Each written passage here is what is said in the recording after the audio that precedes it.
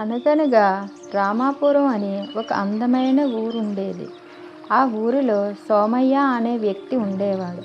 ఆయనకి ఇద్దరు పిల్లలు.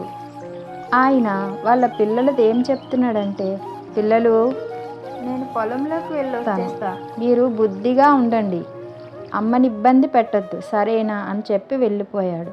ఆయన వెళ్ళిపోగానే ఇద్దరు పిల్లలు కొట్టుకోవడం మొదలు పెట్టేశారు. ఇంతలో వాళ్ళ అమ్మ వచ్చింది. ఏ పిల్లలు, నాన్నగారు ఇప్పుడే చెప్పి వెళ్ళారు కదా బుద్ధిగా ఉండమని, ఎప్పుడు కొట్లాడుకుంటూనే ఉంటారా మీరు, బయటికెళ్ళి కాసేపు ఆడుకోండి అని చెప్పింది. అప్పుడు ఇద్దరు పిల్లలు కూడా ఆడుకోవడానికి బయటికి వచ్చేశారు. అలా నడుస్తూ బయట ఆడుకుంటూ ఉండగా వాళ్ళ వెనకాల ఒక వింత ఆకారం వచ్చింది. దాన్ని గమనించిన ఒక దెయ్యం పిల్లల దగ్గరకు వస్తూ ఉంది. ఆ దెయ్యం చాలా మంచిది.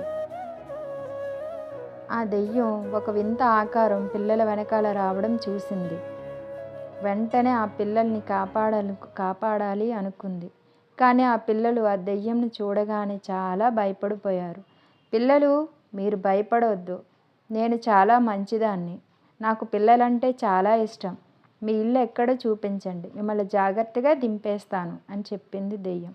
అప్పుడు పిల్లల్ని తీసుకొని వాళ్ళ ఇంటి దగ్గర దింపడానికి దెయ్యం వెళ్ళింది.